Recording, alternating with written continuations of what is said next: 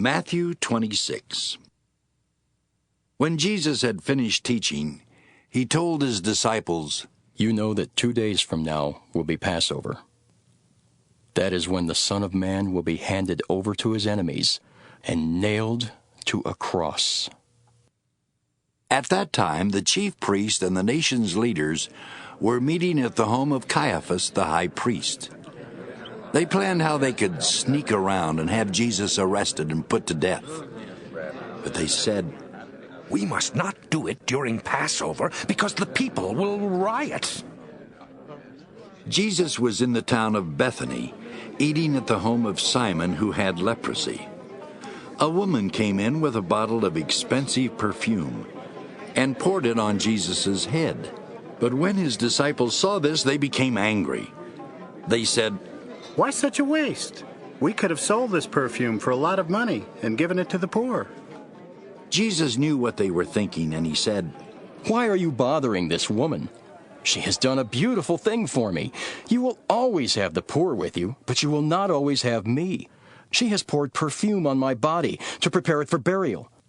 You may be sure that wherever the good news is told all over the world, people will remember what she has done, and they will tell others." Judas Iscariot was one of the 12 disciples. He went to the chief priests and asked, "How much will you give me if I help you arrest Jesus?" They paid Judas 30 silver coins, and from then on, he started looking for a good chance to betray Jesus. On the first day of the Feast of Thin Bread, Jesus' disciples came to him and asked, "Where do you want us to prepare the Passover meal?" Jesus told them to go to a certain man in the city and tell him, "Our teacher says, 'My time has come. I want to eat the Passover meal with my disciples in your home.'" They did as Jesus told them and prepared the meal. When Jesus was eating with his 12 disciples that evening, he said, "One of you will surely hand me over to my enemies." The disciples were very sad, and each one said to Jesus, "Surely, Lord, you don't mean me." He answered, "One of you men who has eaten with me from this dish will betray me. The Son of Man will die, as the Scriptures say, but it's going to be terrible for the one who betrays me. That man would be better off if he had never been born." Judas said, "Teacher, surely you don't mean me." "That's what you say." Jesus replied, but later Judas did betray him. During the meal, Jesus took some bread in his hands. He blessed the bread and broke it. Then he gave it to his disciples and said, "Take this and eat it. This is my body." Jesus picked up a cup of wine and gave thanks to God. He then gave it to his disciples and said, "Take this and drink it. This is my blood, and with it God makes his agreement with you. It will be poured out so that many people will have their sins forgiven. From now on, I am not going to drink any wine until I drink new wine with you in my Father's kingdom." Then they sang a hymn and went out to the Mount of Olives. Jesus said to his disciples, "During this very night, all of you will reject me, as the Scriptures say. I will strike down the shepherd, and the sheep will be scattered. But after I am raised to life, I will go to Galilee ahead of you." Peter spoke up. "Even if all the others reject you, I never will." Jesus replied, "I promise you that before a rooster crows tonight, you will say 3 times that you don't know me."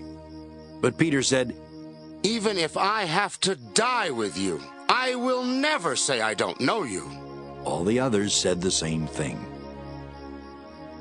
Jesus went with his disciples to a place called Gethsemane. When they got there, he told them, "Sit here while I go over there and pray." Jesus took along Peter and the 2 brothers James and John. He was very sad and troubled, and he said to them, "I am so sad that I feel as if I am dying. Stay here and keep awake with me." Jesus walked on a little way. Then he kneeled with his face to the ground and prayed, My Father, if it is possible, don't make me suffer by having me drink from this cup. But do what you want, and not what I want. He came back and found his disciples sleeping. So he said to Peter, Can't any of you stay awake with me for just 1 hour? Stay awake and pray that you will not be tested. You want to do what is right, but you are weak. Again Jesus went to pray and said, My Father, if there is no other way and I must suffer, I will still do what you want. Jesus came back and found them sleeping again. They simply could not keep their eyes open. He left them and prayed the same prayer once more. Finally, Jesus returned to his disciples and said, Are you still sleeping and resting? The time has come for the Son of Man to be handed over to sinners. Get up, let's go. The one who will betray me is already here. Jesus was still speaking when Judas the betrayer came up. He was one of the 12 disciples, and a large mob, armed with swords and clubs, was with him. They had been sent by the chief priest and the nation's leaders. Judas had told them ahead of time, Arrest the man I greet with a kiss. Judas walked right up to Jesus and said, Hello, teacher. Then Judas kissed him. Jesus replied, My friend, why are you here? The men grabbed Jesus and arrested him. One of Jesus' followers pulled out a sword. He struck the servant of the high priest and cut off his ear. But Jesus told him, Put your sword away. Anyone who lives by fighting will die by fighting.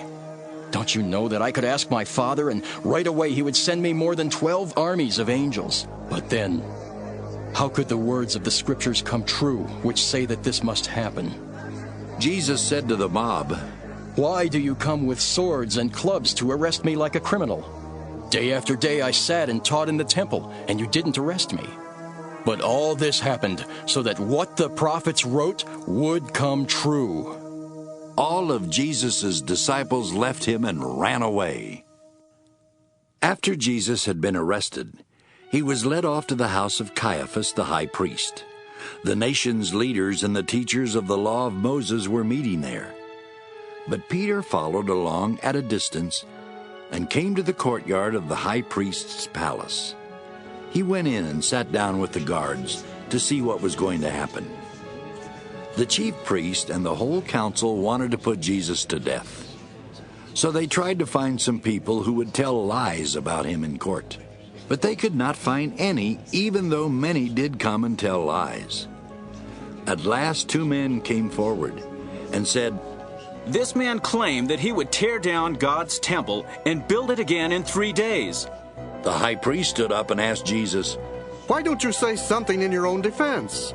Don't you hear the charges they're making against you? But Jesus did not answer. So the high priest said, With the living God looking on, you must tell the truth. Tell us, are you the Messiah, the Son of God? That is what you say. Jesus answered, But I tell all of you, soon you will see the Son of Man sitting at the right side of God All-Powerful and coming on the clouds of heaven. The high priest then tore his robe and said, This man claims to be God. We don't need any more witnesses. You have heard what he said. What do you think? They answered, He is guilty and deserves to die. Then they spit in his face and hit him with their fists. Others slapped him and said, You think you're the Messiah? So tell us, who hit you? While Peter was sitting out in the courtyard, a servant girl came up to him and said, You were with Jesus from Galilee. But in front of everyone, Peter said, That's not so. I don't know what you're talking about. When Peter had gone out to the gate, another servant girl saw him and said to some people there, This man was with Jesus from Nazareth. Again Peter denied it, and this time he swore, I don't even know that man. A little while later, some people standing there walked over to Peter and said, We know that you are one of them. We can tell it because you talk like someone from Galilee. Peter began to curse and swear. I don't know that man. Right then, a rooster crowed, and Peter remembered that Jesus had said, Before a rooster crows, you will say 3 times that you don't know me. Then Peter went out and cried hard.